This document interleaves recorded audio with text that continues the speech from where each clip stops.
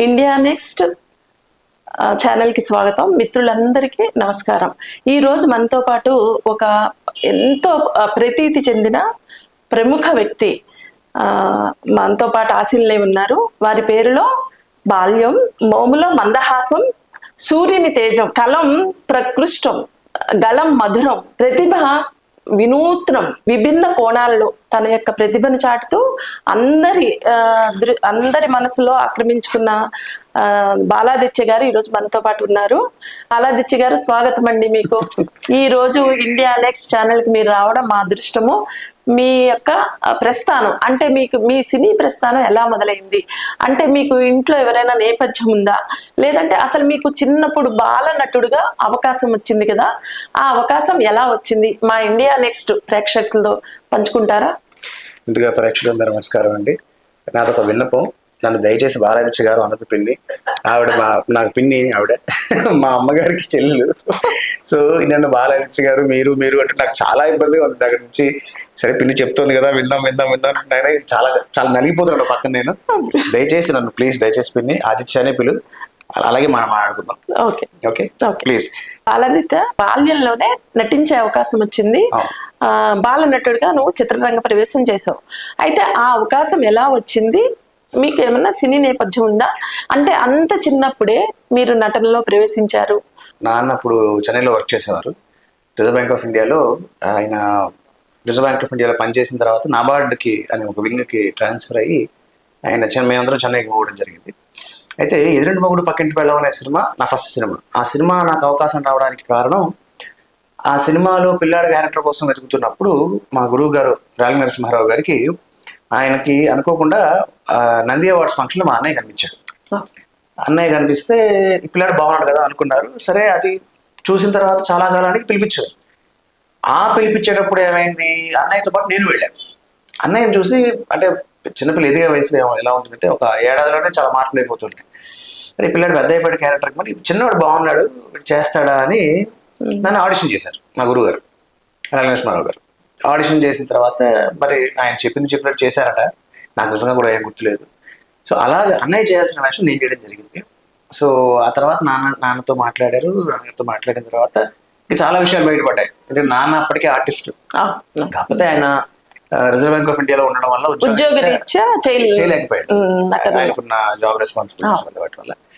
So అలాగా. అది కాక నా సినిమా అంటే ఈ ఎదురుపడి పక్కన సినిమా హీరో రాజేంద్ర ప్రసాద్ గారి ఫస్ట్ సినిమా స్నేహం, దాంట్లో నాన్న హీరోగా యాక్ట్ చేశారు. సో గొప్ప కోఇన్సిడెన్స్ ఏంటంటే, ఆయన ఫస్ట్ సినిమాలో నాన్న హీరో, నా ఫస్ట్ సినిమాలో ఆయన హీరో. బాగుంది. అది. అయితే నువ్వు షూటింగ్ కి అవి వెళ్లాల్సి వచ్చేది కదా, మరి నువ్వు స్కూల్ విద్య అంటే చదువుకునేటప్పుడు ఎలా బ్యాలెన్స్ చేసుకోగలిగావు? నేను వాస్తవంగా చెప్తున్నాను, నేను నా చదువు చిన్నప్పుడే కాదు, నా జీవితకాలం నేను చదువుకున్నంత కాలం నా చదువు అలా అవ్వడానికి కారణం అమ్మే. ఎందుకంటానంటే, నేను వాస్తవానికి నాకు తెలిసి 7th 8th వరకు కూడా my attendance was not more than 30-40%. ఇంకా తక్కువేం చెప్పాలి వాస్తవానికి. కానీ అన్నయ్య నోట్స్ రాసిచ్చేవాడు, నేను మిస్ అయిన క్లాసెస్ అన్నీ కూడా. అమ్మే ఆ నోట్స్ తీసుకెళ్ళి, మనం చేసేది యాక్టింగ్ అక్కడ వరకే, షూటింగ్ అయిపోయిన తర్వాత ఇంటికి వచ్చాక నువ్వు మామూలు పిల్లాడివి, నువ్వు సినిమా యాక్టర్వి, నీకు ఇన్ని అవార్డులు వచ్చాయి, నువ్వు ఎంతమందితో చేస్తున్నావు, ఏమి లేదు, నువ్వు పిల్లాడివి, చదువుకోవాలి. అలాగే చదివించింది. అలా అయిపోయిన తర్వాత మేము నేను 8th స్టాండర్డ్ వచ్చేప్పుడు మేము హైదరాబాద్ వచ్చాం. ఇంకా తర్వాత సినిమాలు ఎక్కువ చేయలేదు, ఇంకా కంప్లీట్ చదువులో పడ్డారు. సో నా చదువు కొనసాగింది అంటే దానికి కారణం అమ్మే. అది అంతేకాదు, ఈ సందర్భంగా ఇంకో మాట కూడా చెప్తున్నాను, నేను కంపెనీ సెక్రటరీ చేయడానికి కారణం కూడా అమ్మే. ఎందుకంటే నేను చంటిగాడి సినిమా హీరోగా యాక్ట్ చేసినప్పటికీ నాకు 17 ఏళ్ళు నాకు ఆఫర్ వచ్చినప్పుడు. జయ గారు వాళ్ళని చూశారు. అంత చిన్న వయసులో హీరో అయిపోవడం అంటే అమ్మ భయపడింది. మళ్ళీ చదువు పోతుంది, చిన్నప్పుడు ఎలాగో చదువు సరిగా లేదు, మళ్ళీ చదువు అడ్డుపడిపోతుంది అంటే, అప్పుడు అమ్మకు ఒకటి మాట చెప్పాను, అమ్మ నేను ఎట్టి పరిస్థితుల్లో నేను ఏదైతే మిస్ అయిపోతున్నానో అనుకుంటున్నావో నేను అది పూర్తి చేస్తాను. అది ఎప్పటికైనా నేను చెప్పలేను కానీ చేస్తాను అని చెప్పి 2003లో చెప్పాను. 2010లో నేను 9లో సిఎస్కి ఎన్రోల్ అయ్యాను. అప్పుడే మీరు బ్రేక్ చేసుకున్నారు? చదువు కోసం బ్రేక్ తీసుకున్నాను. చదువు కోసం బ్రేక్ తీసుకున్నావు, కానీ స్ఫూర్తి మాత్రం అమ్మ చదువు విషయంలో. అయితే ఇంకొక ప్రశ్న, మీకు ఈ పాటలు పాడడానికి స్ఫూర్తి ఎవరు? ఇది నాకు ఒక రకంగా చెప్పాలంటే దేవుడి చవరా అని చెప్పాలి. ఎందుకంటే మనకి యాక్టింగ్కి స్కూల్స్ ఉండొచ్చేమో, చదువులకు స్కూల్స్ ఉండొచ్చేమో, లేదా జర్నలిజం స్కూల్స్ ఉండొచ్చేమో, కానీ కవిత్వాలు రాయడానికి స్కూల్స్ ఉండవు, కథలు రాయడానికి స్కూల్స్ ఉండవు. అవి స్వయంగా ఎవరికి వాళ్ళకి రావాల్సింది. జన్మతః కొంచెం సంక్రమిస్తుంది, వస్తే మన కృషి ఉంటుంది, మన కృషి తర్వాత. దీనికి ముఖ్య కారణం నాకు బ్లడ్ లో ఉన్నది ఏంటంటే తాతగారు, మా అమ్మగారు వాళ్ళ నాన్నగారు మొక్కపల్లి నరసింహమూర్తి గారు. ఆయన కవి అవ్వడం, తర్వాత ఇంట్లో తెలుగు భాషకి ఇచ్చే ప్రాముఖ్యత. తెలుగులో నేను చిన్నప్పుడు సినిమాలు చేయడం వల్ల ఏంటంటే నేను నా డైలాగులు నేను చదువుకోవాలి అంటే నాకు తెలుగు బాగా రావాలి. కాబట్టి నేను ఆ తెలుగు సినిమాల్లో నేను చేసినప్పుడు చదువుకున్న స్క్రిప్ట్లే నా పుస్తకాలు, ఆ పాటలే నా పాటలు, అదే నా సాహిత్యం. నాకు తెలిసింది ఇంకేం లేదు. కాకపోతే నాన్న ఏం చేసేవారంటే నేను సినిమాలో చేస్తున్నాను కాబట్టి తెలుగు భాష మీద మరింత పట్టు రావడం కోసం అని చెప్పి పాత సినిమాలు ఎక్కువ చూపించేవారు. నాకు ఆ పాటలు బాగా ఇష్టం. సో నాకు తెలియకుండా ఆ చిన్నతనంలోనే ప్యారడీ పాటలు రాసేవాడిని. అలా రాసి తప్పులుగా పిచ్చి పిచ్చిగా రాసేవాడిని. కానీ నేను ఎంత చెడ్డగా రాసిన అమ్మా నాన్న ఏం రాసేవరా అంటే ఎంకరేజ్మెంట్ కనుక ఉంటే, ప్రోత్సాహం ఉంటే నిజంగా నేను బాగా రాసాను ఫీల్ అయిపోయి ఇంకోటి రాయచ్చు. సో అలా రాయగా మెల్లమెల్లగా నేను గీత రచయితగా గేయ రచయితగా మారాను. Very good. నేనేమి పుస్తకాలు చదివి సాహిత్యం చదివి ఏమి లేదు. నాకు సాహిత్యమూర్తులు ఎవరంటే వేటూరి సుందరరామూర్తి గారు, శాస్త్రి గారు, ఆ తర్వాత వచ్చిన గేయ రచయితలు, అంటే వాళ్ళే నా గురువులు. అయితే నీకు ఫస్ట్ నంది అవార్డు అన్న సినిమాకి వచ్చింది. అన్న సినిమా అది ఏ భాషలో, అంటే పలు భాషల్లో నటించావు నువ్వు? మొత్తం 6 భాషలు నటించాను. తమిళం, కన్నడ, తెలుగు, హిందీ, తమిళ్, ఇంగ్లీష్, కన్నడ, మలయాళం. ఓకే. ఈ అన్న అనే సినిమా ఏ భాషకి చెందింది? తెలుగు భాష. దీనికి నీకు నంది అవార్డు వచ్చింది. ఎటువంటి పాత్ర? బేసిక్గా రాజశేఖర్ హీరో సినిమాకి. ముచ్చల్ సుబ్బయ్య గారి దర్శకులు, పోకూరు బాబురావు గారి నిర్మాత. వారి ముగ్గురు పేర్లు ఖచ్చితంగా నేను ఎందుకు చెప్పి తీరాలంటే నాకు అవార్డు రావడం వాళ్ళ ముగ్గురు కారణం. కరెక్ట్. అది ఆ సినిమా నేను నా జీవితంలో ఒక అత్యద్భుతమైన అదృష్టం ఏమిటంటే సూర్యకాంతం గారితో ఆ సినిమాలో పనిచేశాను. అంటే నేను ఆవిడ్ని ఎన్నో వందల సినిమాల్లో చూశాను. ఎంత ఆశ్చర్యపోయాడు అంటే నా దృష్టిలో నాకు గ్రేటెస్ట్ యాక్టర్స్ నాకు ఇష్టమైన వాళ్ళు ఎవరు అంటే నేను రంగారావు గారు, సావిత్రి గారు, సూర్యకాంతం గారు, వీళ్ళ ముగ్గురు పేర్లు చెప్తాను. సూర్యకాంతం గారు ప్రత్యేకించి ఎందుకు చెప్తాను అంటే ఆవిడ సినిమాలో ఆవిడ పాత్రలో మనం ఏది తీసుకున్నా సరే ఏది కూడా నాటకీయత ఉండదు. చాలా సహజంగా ఆవిడ బయట ఎలా మాట్లాడుతుందో కెమెరా ముందు అలాగే మాట్లాడుతుంది. అంత గొప్ప నటి. నేను ఆవిడతో పనిచేసే అదృష్టం నాకు సినిమా ద్వారా కలిగింది. అందుకని ఆమె తలుచుకున్నాను. ఇక అన్న సినిమా విషయానికి వస్తే ఆ సినిమాకి నాకు అందులో నా తమ్ముడు పాత్ర, ఆ అన్నకి తమ్ముడు నేను. అయితే నువ్వు లిటిల్ సోల్జర్స్ లో కూడా నువ్వు అన్న పాత్రగా నటించావు, దానికి కూడా నంది అవార్డు. అయితే మీరు ఇప్పుడు రాజేంద్ర ప్రసాద్ గారితో మీరు ఇప్పుడు కూడా మీకున్న అనుబంధం ఏమిటి?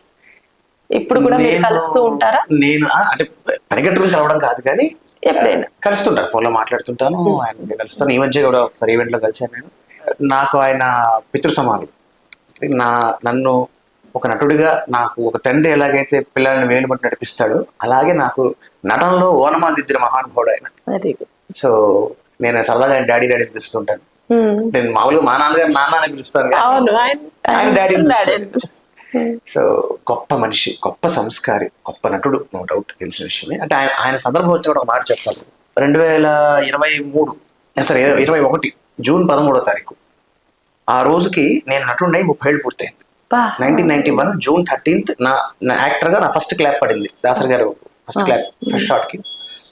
అది గుర్తు చేసుకుంటూ ఆయనకి ఒకసారి ఫోన్ చేసి ఆయన బ్లెస్సింగ్స్ తీసుకున్నాను. ఫోన్ చేశాను, అంకుల్ నేను ఆదిత్యని మాట్లాడుతున్నాను అంటే ఎరా ఏంటి విషయాలు.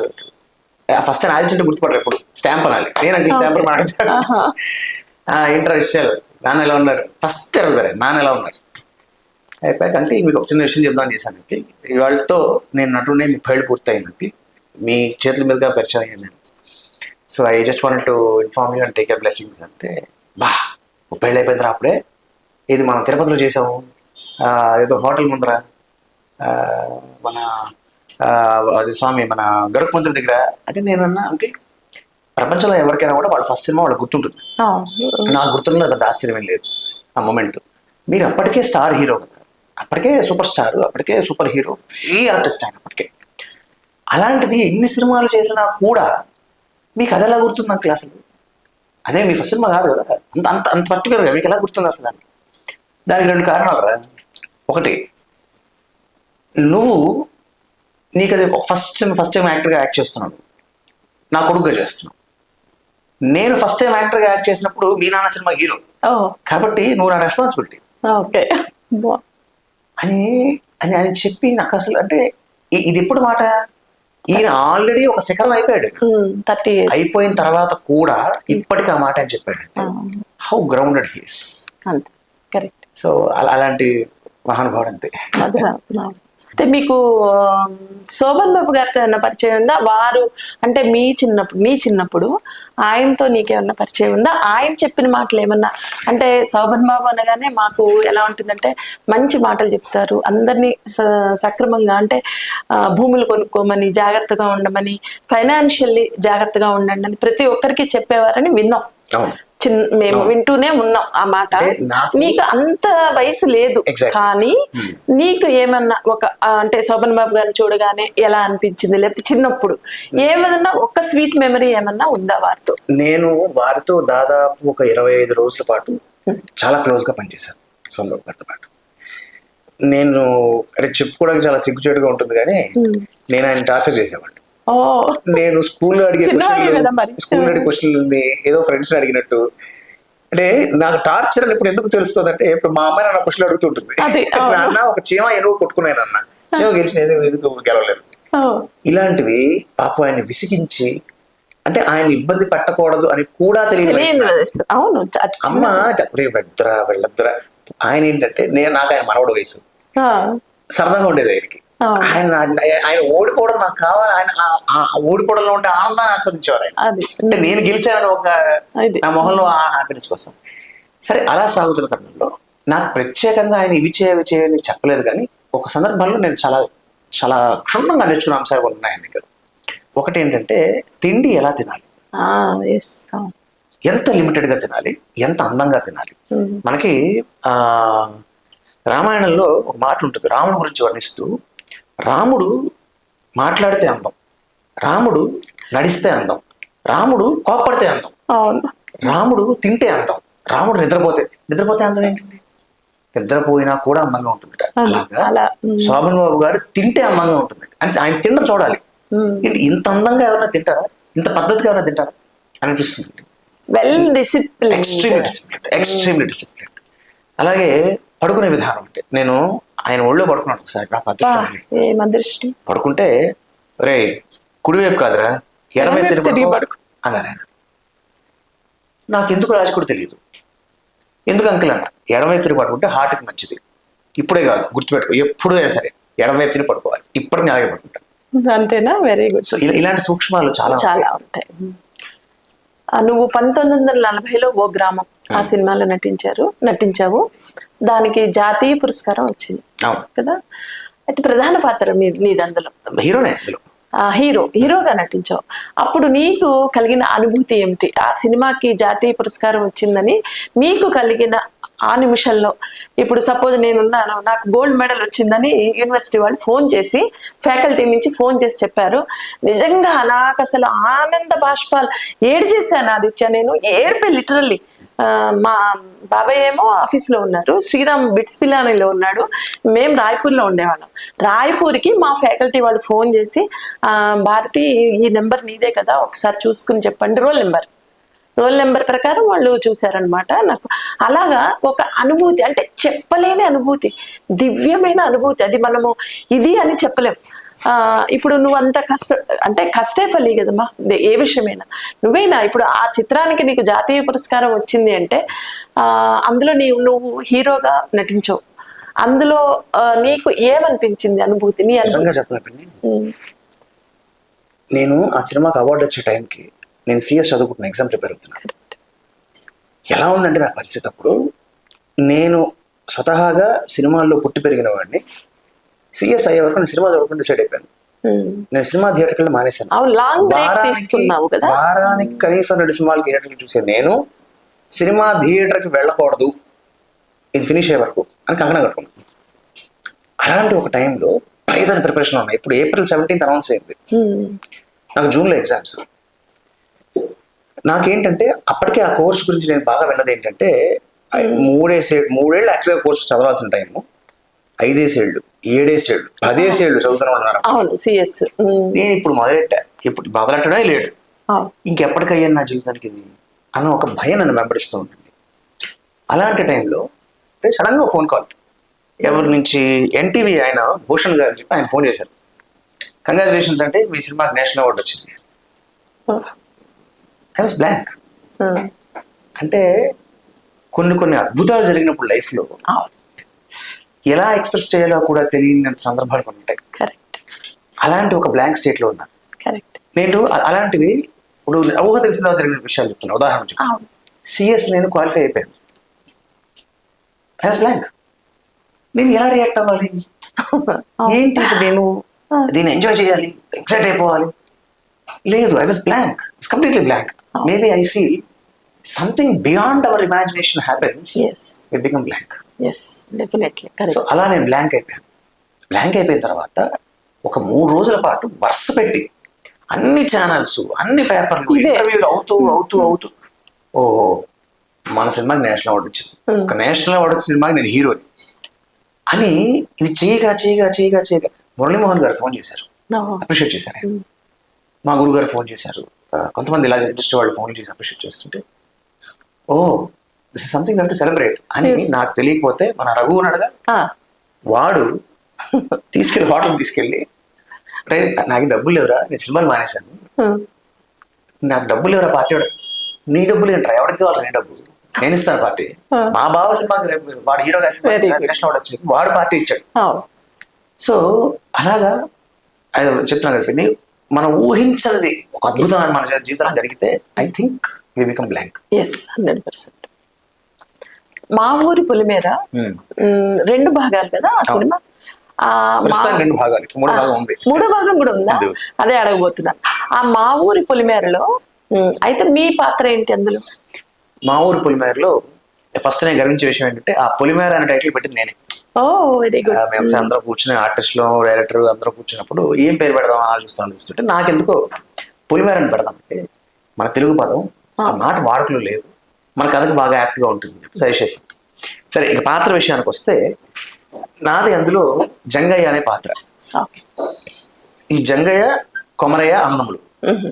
కొమరయ్య అనేవాడు చేతబడి చేస్తాడు, చేతబడి చేసి ప్రజలను చంపేస్తుంటాడు. ఈ విషయం తెలియని ఒక చాలా పద్ధతైన తమ్ముడు, ఒక పోలీస్ కానిస్టేబుల్ వాడు. సో వాళ్ళ అన్నయ్యని అనుమానంతో ఎవరు చంపేశారు, మా అన్నయ్య చేయని తప్పుకు అనుమానంగా అనవసరంగా చనిపోయాడు అన్న ఒక ఉద్దేశంతో, వాళ్ళ అన్నయ్యకి చావుకి న్యాయం జరగాలన్న ఒక ఉద్దేశంతో వాళ్ళ అన్నయ్య తరఫున కేసు వాడే టేకప్ చేసి దాన్ని తెలుసుకునే క్రమంలో నిజంగా వాళ్ళ అన్నయ్య చంపాడో తెలుసుకుని ఆ విషయాన్ని బయట పెట్టలేక తనలో తను నలిగిపోయి ఉండే ఒక తమ్ముడు పాత్ర అది. సో మంచి పేరు వచ్చింది నాకు దానికి. దాంట్లో నాకు స్టామరింగ్ కూడా ఉంటుంది నా పాత్రకి, అది కూడా నా ఐడియానే. అంటే నేను కూడా యాక్టర్ గా ఏదైనా కొంచెం కొత్తగా వినూత్నంగా ట్రై చేయాలి అని చెప్పి నేను చెప్పడం జరిగింది. సో అది దానికి మంచి పేరు వచ్చింది. చాలా బాగా. అయితే ఇప్పుడు 3వ భాగం కూడా ఉంది. 3వ భాగం ఉంది. ఓకే. ఈ శ్రీకృష్ణార్జున విజయం నటించారు కదా, అది పౌరాణికమా లేదా సాంఘికమా? పౌరాణిక. అంటే పౌరాణిక సినిమాల్లో కూడా నువ్వు నటించావు. శ్రీకృష్ణార్జున విజయం చేశాను, లవ్ కుష్ చేశాను. లవ్ కుష్ హిందీ. లవ్ కుష్ హిందీ. లవుడ్ అందులో. అయ్యా లవుడా? Okay okay. శ్రీకృష్ణార్జున విజయంలో ఏంటంటే ఆ సినిమాకి దర్శకులు మహానుభావుడు సంగీత శ్రీనివాసరావు గారు, బాలకృష్ణ గారు హీరో ఉన్నారు. నేను ద్రుపదుడికి దాని ఏమంటారు జ్ఞానోపదేశం చేసే ఒక పాత్ర, శ్రీకృష్ణుడు మారువేషంలో సో చేసే పాత్ర ఒక పాట ద్వారా ఉంటుంది. చాలా అద్భుతమైన పాట, జానకి గారు పాడారు.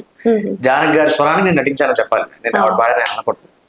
సో నడిచేది జీవుడు నడిపేది దేవుడు అనే ఒక పాట, ఆ పాటలో నేను పాటలు మాత్రమే ఉంటాను, మొత్తం డాన్స్ సాంగ్ పాట. అది పౌరాణిక నటించడానికి నీకు ఏమైనా ఇబ్బంది అయిందా? ఏం లేదు.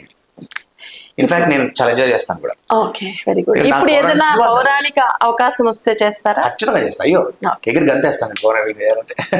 Very good. ఎందుకంటే ఎందుకు ఇష్టం పౌరాణికం అంటే నాకు రంగారావు గారు అంటే ఇష్టం. రంగారావు గారు అంటే కూడా ఎందుకు ఇష్టం అంటే ఆయన యాక్ట్ చేసిన విధానం.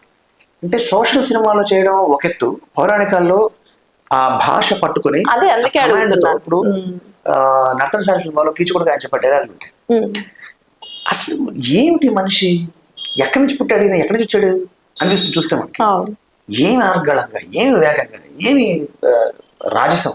ఆ, అంటే మాటలో మాత్రమే కాదు, ఆయన చూపులో కూడా ఒక గొప్ప చమత్కారం కూడా ఉంటుంది. సో అలాగా చేస్తే అలాంటివి చేయాలి. అప్పుడు కదా ఒక మనిషి ఒక టాలెంట్ బయటకు తెలిసేది. అందుకే నాకు పోరాడగా చాలా ఇష్టం. అయితే మీ అన్నయ్య శ్రీకృష్ణ కౌశిక్, ఆయన కూడా సినీ నటుడు, సీరియల్స్ లో కూడా చేస్తారు. అయితే మీ ఇద్దరు కలిసి ఏదైనా సినిమా చేశారా, చేయబోతున్నారా? మాకు అవకాశం ఏమన్నా చూడడానికి స్క్రీన్ మీద రామలక్ష్మణులు లాంటి మీ అన్నదమ్ముల్ని స్క్రీన్ మీద మేము చూసే అవకాశం ఏమన్నా ఉందా? 35 ఏళ్ళగా ఇద్దరం కలిసి యాక్ట్ చేస్తున్నాం కానీ ప్రధాక ఇద్దరు ఎప్పుడు కలిసి చేయలేదు అని అనుకోకుండా ఒక షాట్ లో మేము ఇద్దరం కలిసి కనిపిస్తాం. ఒక సీన్ లో సీన్ లో త్వరలో వస్తుంది ఆ సినిమా. ఆ సినిమాలో ఒక సీన్ లో ఇద్దరం కలిసి నటించాం. ఇన్నేళ్ళకి అట్లీస్ట్ ఒక మెమరీ మాకు కూడా ప్రేక్షకుల కంటే నేను బయట వాళ్ళలా ప్రేక్షకురాల్లా మాట్లాడుతున్నా. మాకు కూడా చాలా సంతోషం ఒకేసారి చూస్తే కనుక. అయితే మీ నాన్నగారు కూడా సినీ నటులు. స్నేహం సినిమాతో వారు మొదలు పెట్టారు, సినీ రంగ ప్రవేశం చేశారు. అయితే మీ నాన్నగారు మీకు ఏమన్నా గైడ్ లైన్స్ ఇస్తూ ఉంటారా? మీ అన్నయ్య కూడా కృష్ణ కౌశిక్, అంటే మీరు ఫ్యామిలీ కలిసినప్పుడు మీరందరూ ఇప్పుడు సినీ చిత్ర సభ్యులు, ఇప్పుడు డాక్టర్స్ అందరూ కలిసి కూర్చుంటే ఏదో ఒక టాపిక్ వస్తుంది, ఏదో ఒక కేసు గురించో. కొందరైతే అసలు ఇంట్లో మాట్లాడరు కదా, కొందరైతే అక్కడ వరకే, బయట వరకే. కొందరైతే ఓకే సడన్ గా ఏదో డిస్కషన్ వస్తుంది, మాట్లాడుకుంటారు. అలా ఏమన్నా మీరు సినీ ఇది మాట్లాడతారా? మీకేమన్నా గైడ్ లైన్స్ నాన్నగారు ఇస్తూ ఉంటారా? నాన్న అన్నయ్య ఇద్దరు కూడా వాళ్ళ గైడెన్స్ నాకు చిన్నతనం నుంచి ఉంది, ఇప్పటికీ ఎప్పటికీ ఉంటుంది. కరెక్ట్. సో అందులో పెద్ద ఆశ్చర్యకరమైన అంశం. ఇంకా సినిమా వాళ్ళం కాబట్టి సినిమా టాపిక్ లో అంటే సినిమా పరంగా ప్రత్యేకంగా మాట్లాడుకుని కానీ ఆ డిస్కషన్ ఖచ్చితంగా వస్తుంది.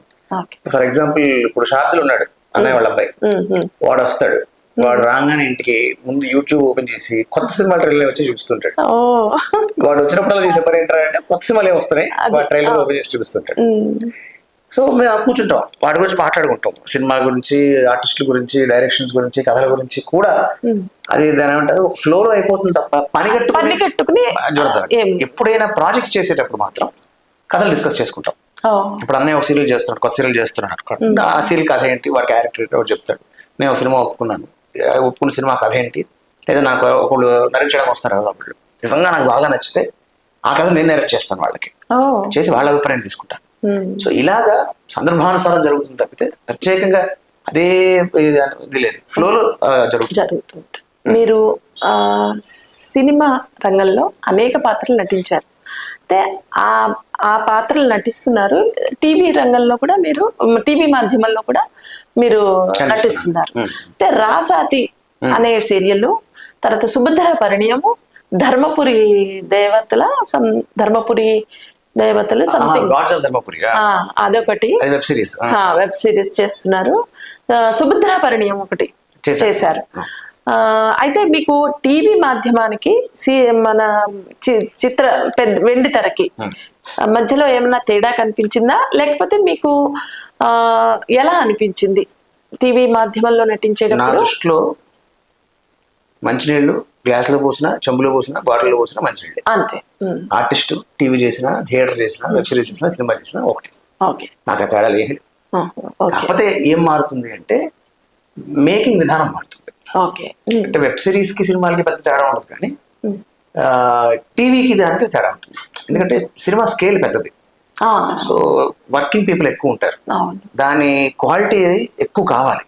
టీవీ అలా కాదు. టీవీ ఏంటంటే మనకి తొందరగా ప్రజల్లో కూడా రీచ్ అవుతుంది నేను అనుకోవడం. టీవీ మాధ్యమం, టీవీ అంటే టీవీ తాలూకు అవుట్పుట్ ఎక్కువ, అంత కంటెంట్ ఇవ్వాలి. అంటే నెలకి 25 రోజుల పాటు 25 ఎపిసోడ్లు 13 రోజుల్లో షూట్ చేసి ఇవ్వాలి అంటే రోజుకి 2 ఎపిసోడ్లు యావరేజ్ చేయాలి అంటే రోజుకి 2 ఎపిసోడ్, రోజుకి గంట అవుట్పుట్ రావాలి. రోజుకి గంట అంటే 3 రోజులు 3 గంటలు, అంటే 3 రోజుల్లో సినిమా షూటింగ్ అయిపోయినట్టే. Is it possible? ఎందుకంటే సినిమా తాలూకు ఇప్పుడు టీవీ మన ఇంట్లో ఉంటుంది, బట్ సినిమాకి మనం వెళ్తాం. సో సినిమా తాలూకు మార్కెట్ ఎక్కువ. మార్కెట్ ఎక్కువ కాబట్టి దానికి పెట్టే ఖర్చు ఎక్కువ, దానికి ఉంటే క్వాలిటీ ఎక్కువ, అవును. అంతే తప్పితే యాక్టింగ్ పరంగా అయితే ఏం లేదు. ఏం లేదు. థియేటర్ కొంతవరకు కొంచెం మారుతుంది. థియేటర్ ఎందుకు మారుతుంది అంటే ఇప్పుడు టీవీ కానీ సినిమా కానీ వెబ్ సిరీస్ కానీ ఇవన్నీ ఏంటంటే ఒక కెమెరా ఉంటుంది, మన కెమెరా యాక్ట్ చేస్తాం. థియేటర్ అలా కాదు. ఇక్కడ ఒకడు కూర్చుంటాడు, అక్కడ ఇంకోటి కూర్చుంటారు. సో అక్కడ కూర్చున్న మనిషికి కూడా మనం మాట్లాడేది వినపడాలి, మనం చేసేది కనపడాలి, కాబట్టి కొంచెం లౌడ్గా ఉంటుంది. ఓకే. అక్కడ థియేటర్ కాబట్టి కొంచెం మారుతుంది తప్ప అదర్వైజ్ టీవీకి సినిమాకి పెద్ద ఇదే లేదు. అయితే మీకు యాక్చువల్గా ఇంకా మంచి మంచి ఆఫర్స్ రావాలి. మా ప్రేక్షకుల తరపు నుంచి నేను మిమ్మల్ని అడుగుతున్నాను, ఇంకా మంచి ఆఫర్స్ వచ్చి రావాలి. ఈ మంచి ఆఫర్స్ రాకపోవడానికి మీరు తీసుకున్న బ్రేక్ కారణమా? ఖచ్చితంగా ఒక కారణమైంది, ఖచ్చితంగా ఒక కారణమే. ఎందుకంటే మనకి out of sight is out of mind ఒక వర్డ్ ఉంది, ఫ్రేజ్ ఉంది ఇంగ్లీష్. ఎంత కనిపిస్తే అంత గుర్తొస్తాం. కరెక్ట్. అందులోనూ సినిమా లాంటి రంగంలో కనపడకపోతే గుర్తు రావడం కష్టం. అంటే అవకాశాలు ఎలా వస్తాయి అంటే వెరీ సింపుల్. ఒక కథ రాసుకున్నప్పుడు కథ ఓకే అయిపోయిన తర్వాత కాస్టింగ్కి వెళ్ళేటప్పుడు క్యారెక్టర్ రాసుకుంటారు. ఈ క్యారెక్టర్కి ఎవరు బాగుంటారు, దాని రిక్వైర్మెంట్స్ ఏమిటి, ఆ ఏజ్ గ్రూప్లో ఉండాలి, ఆ క్యారెక్టర్ తగ్గ సూటబిలిటీ ఉండాలి, పర్ఫామ్ చేయగలగాలి ఆ క్యారెక్టర్ తగ్గట్టు అనుకున్నప్పుడు, ఫర్ ఎగ్జాంపుల్ ఒక నవదీపు, లేకపోతే ఒక శివబాలాజీయో, లేకపోతే ఒక బాలాదిత్యో. మీరు నువ్వు అసలు ఇక్కడ లేవు, హైదరాబాద్ లో లేవు, నువ్వు అవుట్ ఆఫ్ వెళ్ళిపోయావు. కాబట్టి మా ప్రేక్షకులు మా దృష్టిలో అందువల్ల మీరు అన్నట్టుగా కనిపిస్తే కనుక అవకాశాలు బాగా ఉంటాయి, ఉండే. ఇది ఒక కారణం మాకు తెలిసినంత వరకు. ఇదే కారణం. మీరు అసలు సిఎస్ వైపు వెళ్ళాలని ఎలా అనిపించింది? చెప్పే కదా అమ్మ స్ఫూర్తి. చదువు ముఖ్యమో, చదువు ఉండాలి.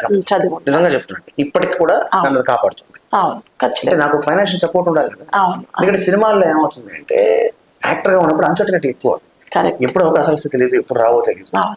ఇప్పుడు కరోనా తర్వాత ఎంత కష్టమైంది. అవును, చాలా కష్టం అందరికీ.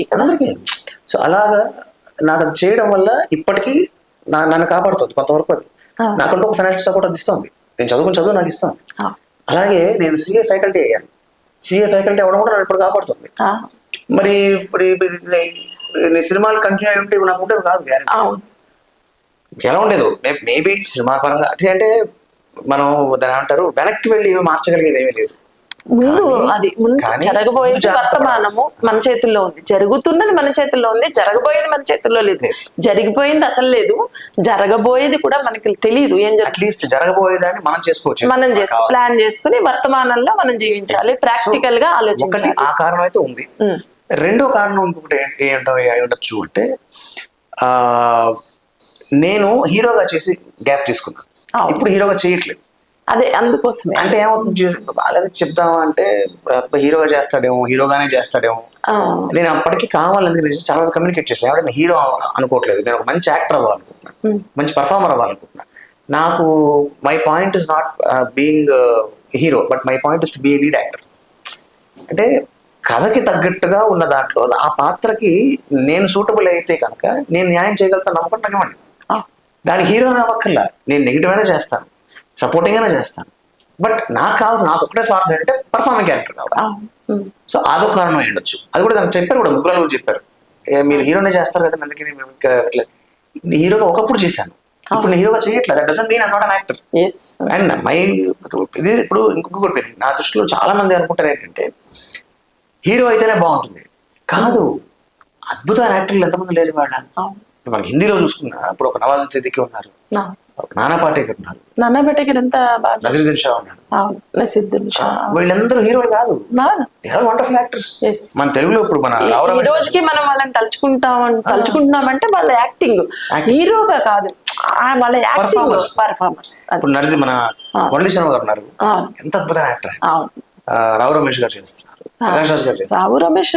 అసలు వీళ్ళందరూ ఏంటంటే they are actors, they are performers. కథకి హీరో ఒక్కడే కాదు, చాలా ముఖ్యమైన పాత్రలు చాలా ఉంటాయి. ఇన్ఫాక్ట్ నేను ఇష్టపడే అత్యంత ఆర్టిస్ట్ ఎవరంటే హీరో ఎస్వి రంగారావు గారు. హీరో కాదే, గొప్ప నటుడు. నువ్వు దరిదాపు 40 చిత్రాల్లో నటించావు బాల నటుడుగా. తర్వాత 10 చిత్రాల్లో హీరోగా నటించావు, 10-15 దాకా చేశారు.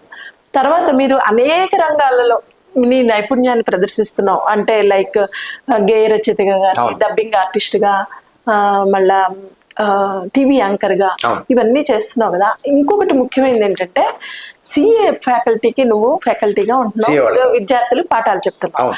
అయితే ఆ సిఏ విద్యార్థులు నిన్ను ఎలా రిసీవ్ చేసుకుంటారు? అంటే నువ్వు ఒక హీరో వస్తున్నాడు అని అనుకుంటారా, లేకపోతే మా గురువు గారు వస్తున్నారు, సార్ వస్తున్నాడు అని అనుకుంటారా?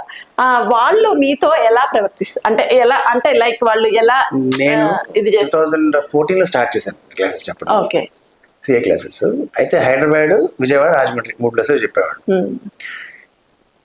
మెయిన్ గా రాజమండ్రిలో ఎక్కువ నేను ఈ ఫ్యాక్టర్ చూసేవాడిని. ఓకే. అంటే హైదరాబాద్ లో ఏంటంటే మిక్స్డ్ క్రౌడ్, తెలుగు వాళ్ళు ఏదైనా నార్త్ ఇండియన్స్ కూడా ఉండేవాళ్ళు, సో మన మార్వాడి పిల్లలు ఉండేవాళ్ళు. సో వాళ్ళకి మనకు తెలియదు ఎవ్రీబడి కాబట్టి దే డోంట్ నో. అందరికీ తెలియదు. అంతే. కోర్ బాగా నేను గమనించేది రాజమండ్రిలో. రాజమండ్రి. నేను అక్కడ ఎక్కువ కాలం చెప్పాను, ఎక్కువ మందికి చెప్పాను. వీడు వీడు పాఠాలు చెప్తాడా, పాటలు పాడతాడా, అదే వీడు కంటెంట్ చెప్తాడా, కథలు చెప్తాడా, వెరీ గుడ్. వీడు సీన్లు చెప్తాడా, చాప్టర్లు చెప్తాడా అని నన్ను టెస్ట్ చేయడం వచ్చేవాడు కొంతమంది స్టూడెంట్స్. సూపర్. నా అదృష్టం ఏంటంటే వాళ్ళు నాకు చాలా ప్లస్ అయ్యేవాళ్ళు. ఎందుకంటే అంతే. అవును. An old patient is better than new doctor అని చెప్పి ఒక ఫ్రేజ్ ఉంది. అలాగా ఒక old CA student stronger than new CA faculty. Correct. నేను ఒక కాన్సెప్ట్ మొదలు పెడితే ఆ కాన్సెప్ట్ లో లాస్ట్ క్వశ్చన్ అడిగాడు, వీడికి ఎంత వరకు వచ్చి చెప్దాం అని. నేను చాలా పాజిటివ్ గా తీసుకున్నాన్ని, వాడికి మాత్రమే అర్థమయ్యేలాగా సమాధానం చెప్తుండేవాడిని. పిల్లలు చప్పట్లు కొట్టేవాళ్ళు. ఓకే వీడు రావడం నాకు, అంటే వాడు నన్ను యాక్చువల్గా ఇన్సల్ట్ చేయడానికి వచ్చేవాడు, కానీ ఆ పిల్లలు రావడం నాకు చాలా మంచిదే. ఎందుకంటే వాడు బయటకు వెళ్ళి చెప్పేవాడు, అరే సినిమా యాక్టరే కానీ సబ్జెక్ట్ ఉందిరా అని చెప్పేవాడు. ఆడే నాకు మార్కెటింగ్. అదే. అంతే. సో అలాగా అది చాలా ప్లస్ అయ్యింది. సో కానీ ఒకటి ఒక 1-2 days ఉంటుంది, ఒక 3-4 days maybe cinema actor subject లోకి వెళ్ళిపోయిన తర్వాత ఇంకా అవతల వాడు ఏంటి అనేది కాదు, అవతల సబ్జెక్ట్ ఏంటి అనేది ఇంపార్టెంట్. నేను కూడా ఏంటంటే I keep it very light. నేనేమి అంటే ఒక సిఏ కోర్స్ చేస్తున్నాం, ఒక ఫైనాన్షియల్ మేనేజ్మెంట్, మ్యాథ్స్, లాజికల్ గా కాన్సెప్చువల్ గా వెళితే ఏదైనా అర్థమవుతుంది అని సిఎస్ కోర్స్ చేయడం కూడా చాలా కష్టమైంది. సిఏ గానీ సిఎస్ గానీ అది కంప్లీట్ చేసాము అంటేనే చాలా కష్టపడి వాళ్ళు, లేకపోతే ఇష్టంతో చేశారు అని అనుకోవచ్చు. కష్టంతో చేస్తాం సిఏ గానీ సిఎస్ గానీ, అది ఉన్నత చదువులు. అయితే ఇప్పుడు నువ్వు ఈ సినీ రంగంలో ఉన్నావు, అనేక రంగాల్లో ఉన్నావు, ఫ్యాకల్టీలో ఉన్నావు. ఇవన్నీ మీరు ఎలా బ్యాలెన్స్ చేసుకుంటున్నావు? అంటే ఫస్ట్ లో మీరు రాజమండ్రి అటు సైడ్ కూడా వెళ్ళి చెప్పు, ఇప్పుడు కూడా కంటిన్యూ చేస్తున్నారు ఆన్లైన్? ఇప్పుడు ఏంటంటే ఇప్పుడు నా స్టూడెంట్ బేస్ పెరిగింది. అంతకుముందు ఓన్లీ ఒక ప్లేస్ లో ఉండేది, ఇప్పుడు ఆన్లైన్ అయ్యేసరికి నేషనల్ వైడ్ చూస్తున్నారు. ఓకే. అంటే నా స్టూడెంట్స్ నాగ్పూర్ లో ఉంటారు, లక్నోలో ఉంటారు, ఢిల్లీలో ఉంటారు, బాంబేలో ఉంటారు, బెంగళూరులో ఉంటారు, కేరళలో ఉంటారు. ఓకే. ఓకే. సో ఆన్లైన్ లో అందరికి అందుబాటులోకి వెళ్ళిపోయాయి. ఓకే. సో నీకు వాళ్ళకి అసలు నాకు డైరెక్ట్ కాంటాక్ట్ ఉండదు. కాకపోతే వాళ్ళ డౌట్స్ ఏవైతే ఉంటాయో అవి నా ఫోన్కి వస్తాయి, మా యాప్ లో వస్తాయి. అవునులేండి. సో ఆ డౌట్స్ నేను క్లారిఫై చేస్తుంటాను. కానీ ఇది నీకు పెద్దగా ఏం కష్టం అనిపించట్లేదేమో కదా, ఇవన్నీ బ్యాలెన్స్ చేసుకుంటూ? విని నాకన్నా చాలా ఎక్కువ చేస్తున్న వాళ్ళు చాలా మంది ఉన్నారు. అలా అనుకోవడమే సింప్లిసిటీ. డెఫినెట్ గా. అంటే ఇన్ని రంగాలలో నీ యొక్క నైపుణ్యాన్ని లేకపోతే నీ ప్రతిభని నిజంగా కనపరుస్తున్నావు ఆదిత్య. ఇలాగా ఉండడం అనేది కూడా చాలా, అంటే మనం మన వెనకాల ఎంతో హార్డ్ వర్క్ చేస్తే గానీ ఈ స్థాయికి మనం అందుకోలేము. Necessity is the mother of invention అని. ఎస్, అవసరాన్ని నేర్పిస్తుంది. కానీ కొంతమందికి అది కూడా పెద్దగా అనిపించదు. ఇది మనకు అవసరమా, okay let it be, life ఇంతే అనుకున్న వాళ్ళు కూడా చాలా మంది ఉంటారు. కానీ లేదు, మనం చదువుకోవాలి, లేకపోతే చిత్రరంగంలో మంచి పేరు తెచ్చుకోవాలి అని చెప్పి కొంతమందికి మాత్రమే ఉంటుంది. ఆ కోవలో నువ్వు ఫస్ట్ లిస్ట్ లో ఉన్నావని నా ఉద్దేశం. అయితే ఎనీవే సపోర్ట్, ఇంట్లో ఫ్యామిలీ సపోర్ట్ ఉండాలి, అన్ని సపోర్ట్ ఉండాలి, ప్లస్ మనం కష్టపడాలి. మెయిన్ ఏంటంటే మనం కష్టపడాలి కదా. కష్టపడితే సపోర్ట్ ఓకే ఉంది, ఖచ్చితంగా ఉంటుంది కూడా మీకు. అయితే ఇంకొక ప్రశ్న, మీరు సినీ గేయాలు రాశారు కదా, గేయ రచయిత. సుశీలమ్మ గారి మీద పాటలో కవిత రాశారని విన్నాం. అది ఒక్కసారి మా ప్రేక్షకుల కోసం, ఇండియా నెక్స్ట్ ప్రేక్షకుల కోసం వినిపిస్తారా? తప్పకుండా.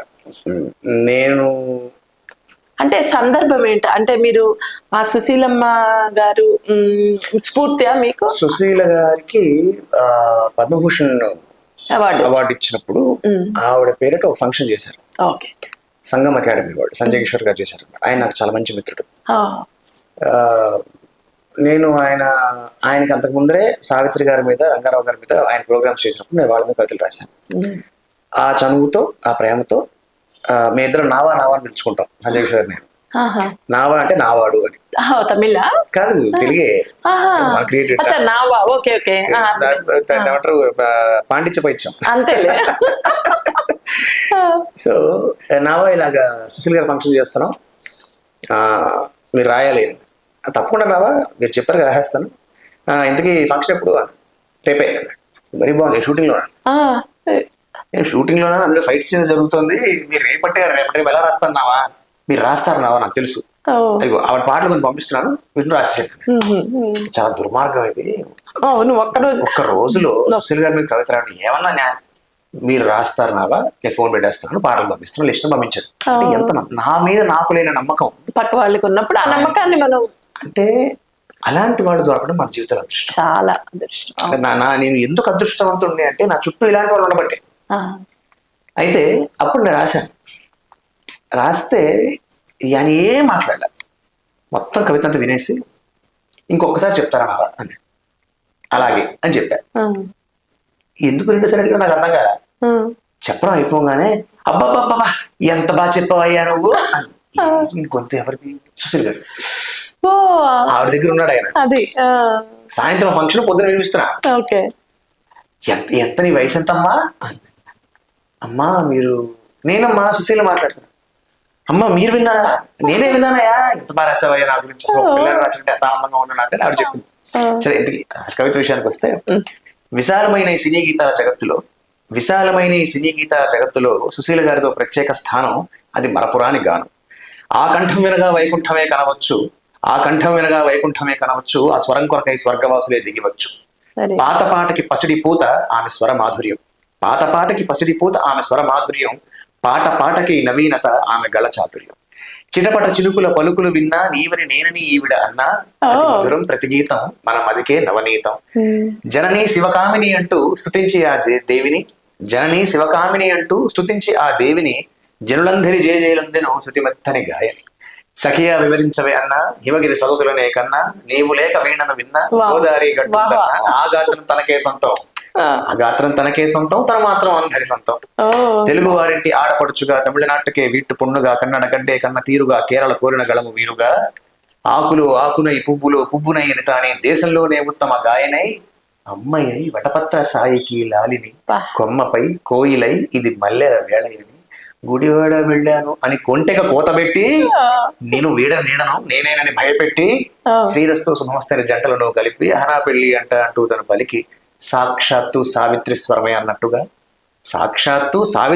అన్నట్టుగా నిజముగా జమునయే పాడేస్తున్నట్టుగా, వాణిశ్రీ నుండి మాలాశ్రీ దాకా గాత్రంతో పాత్రలకే ప్రాణం పోసేసి, ఎందు పాడినా అందరికీ ఓ బంధుభావన కలిగించి, విందు చేసేమన్న నిందంకి స్వరబంధము తానే కల్పించి, ఒకటుందా రెండున్నాయా ఆమె నోటి పాటలు, చెబుతున్నా సరిపోతాయా ఆమె గురించి మాటలు. ప్రతి పాట నాటుకుపోయే జనుల గుండె గూటిలో, ఎంచమంటే మంచివి తరమా ఇన్ని వేల వీటిలో. సినీసీమ నిర్మించేను సుశీలమ్మ సుశీలమ్మ నిర్మించేను శ్రోతలకు సాగర తీరం. ఆవిడకి పాటే జీవితం, ఆవిడ జీవితం పాటకే అంకితం, కాబట్టి ఆవిడ పాట శాశ్వతం. చాలా బాగుంది మా, వెరీ నైస్. అన్ని మొత్తం చూపించావు మాకు 30 years బ్యాక్ ఆఫ్ సినిమాలు, ఆవిడ పాడిన పాటలు మొత్తం అన్ని అలా గుర్తుకొచ్చాయి, అందులోకి వెళ్ళిపోయాం మేము. అయితే మీరు డైరెక్షన్ వైపు ఏమన్నా వెళ్ళే అవకాశాలు ఉన్నాయా? ఖచ్చితంగా ఆలోచన ఉంది. అది మరి దైవ నిర్ణయం ఎప్పటి చేస్తానో తెలియదు, కానీ ఖచ్చితంగా డైరెక్టర్ అవ్వాలని ఒక ఆలోచన అయితే ఉంది. నేను ఒక సాంగ్ కూడా డైరెక్షన్ చేశాను ఆల్రెడీ, కానీ ఒక పూర్తి స్థాయి సినిమాని డైరెక్ట్ చేయాలని నా కోరిక. చేస్తే ఇస్తే మాత్రం వసనాథ్ గారి టైప్ లోను, బాలచంద్ర గారి టైప్ లోను, బాపు గారి స్టైల్లోను, లేదా జంధ్యాల గారి స్టైల్లోను, ఒక ఫ్యామిలీ అంటే అదే నా మైన్ ఐడియా ఇస్ దట్, అంటే విత్ ఒక beautiful story with nice humour. బాగుంది. చాలా ధన్యవాదాలు ఆదిత్య నీకు. నాకు కూడా అంటే నేను శుభ ఆశీస్సులు. మీ యొక్క కోరిక డైరెక్షన్ చేయాలని, లేకపోతే ఒక ఇంకా మంచి మంచి మంచి సినిమాలలో నటించాలని, ఆర్టిస్ట్ గా ఫ్యూచర్ లో రావాలని మనస్ఫూర్తిగా నేను అమ్మవారిని ప్రార్థిస్తూ నేను నీకు ఆశీస్సులు అందజేస్తున్నాను నాన్న. ఎందుకంటే నీలాంటి వాళ్ళు కష్టపడే వాళ్ళు ఖచ్చితంగా ఏదో ఒక రోజుకి ఇంకా మంచి ఫలితం. ఇప్పుడు బాగుంది, కానీ ఇంకా మంచి గ్రోత్ నీకు రావాలని అనుకుంటున్నాను. ఇండియా నెక్స్ట్ తరపు నుంచి కూడా, మా ప్రేక్షకుల తరపు నుంచి కూడా నేను నీకు ధన్యవాదాలు తెలుపుతున్నాను. థ్యాంక్ యూ అమ్మా.